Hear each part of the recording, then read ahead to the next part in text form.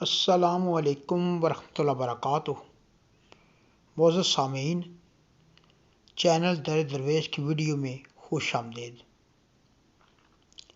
Channel کا مقصد یہ ہے کہ اولیاء اللہ کی حالات زندگی پر نظر ثانی اور جو اہل معرفت، طریقت، شریعت، حقیقت کے نزدیک ہیں ان کی رہنمائی۔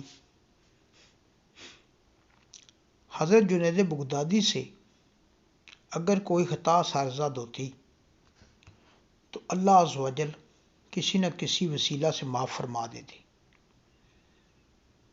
حضرت جنید بغدادی رحمۃ اللہ تعالی فرماتے ہیں کہ ایک روز میں مسجد میں بیٹھا ہوا تھا، کسی کے جنازہ کا انتظار کر رہے تھے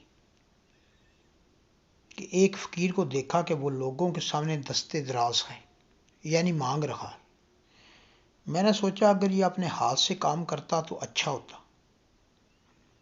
رات کو جب حسب معمول افراد و وظائف اور نوافل کے ادا کرنے میں مشغول ہو گیا، مگر ایسا ہوا کہ اس رات مجھے انتہائی دشواری محسوس ہوئی۔ میں کافی دیر بیٹھا جاگتا رہا، آخر کار مجھ پر نیند کا غلبہ ہو گیا۔ خواب میں وہی فقیر مجھے دکھائی دیا جو لوگوں سے سوال کر رہا تھا۔ میں نے دیکھا کہ ایک دسترخوان بچھا ہوا ہے اور فقیر کو اس دسترخوان پر بٹھایا گیا اور مجھے حکم ہوا کہ تم اس فقیر کا گوشت کھاؤ کہ تم نے اس کی غیبت کی ہے۔ آپ رحمۃ اللہ تعالیٰ کی آنکھ کھل گئی۔ آپ نے سوچا کہ میں نے غیبت نہیں کی تھی، بلکہ اس دل میں خیال ضرور آیا تھا کہ یہ کیوں مانگ رہا ہے۔ ندا آئی، یعنی آواز آئی، تم ان لوگوں میں سے نہیں جن کے معمولی باتیں بھی پسندیدگی میں شمار ہوتی ہیں۔ تم جاؤ اور اس فقیر سے معافی مانگو۔ آپ رحمۃ اللہ تعالیٰ فرماتے ہیں کہ صبح ہوئی اور اس فقیر کی تلاش میں نکلا تو تلاش کر لیا۔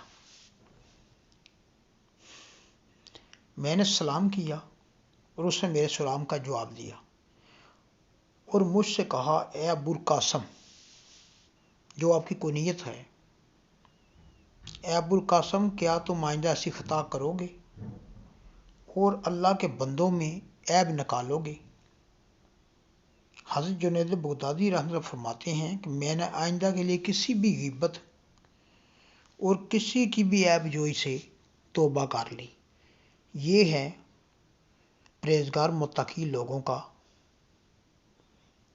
ایک بہترین عمل، اور سب سے بڑی بات ہے کہ جتنا رتبہ اس کا اللہ کے نزدیک ہوگا، قریب ہوگا، بڑا ہوگا، اس کی چھوٹی چھوٹی باتوں پر اس کی آزمائش بھی بڑی ہوتی ہے، کیونکہ ایسے بندے جو اللہ تعالیٰ کی قربت میں چلے جاتے ہیں، اللہ تعالیٰ ان کو گناہوں سے بچانے کے لیے وسیلہ بھی ڈھونڈتا ہے اور ان کی ساتھ میں حفاظت بھی فرماتا ہے اور انہی کے ذریعے ہدایت بھی جاری ہوتی ہے۔ تو حضرت جنید بغدادی رحمۃ اللہ تعالیٰ علیہ نے آئندہ پھر ہر قسم کی غیبت سے توبہ کر لی۔ مقصد اس واقعے کا یہ ہے کہ ہم لوگ اس سے سیکھیں، نصیحت پکڑیں اور ہدایت پکڑیں۔ اللہ تعالیٰ آپ سب کا حامی و ناصر ہو۔ ہمارے چینل کو سبسکرائب اور لائک اور شیئر ضرور کیجیے گا۔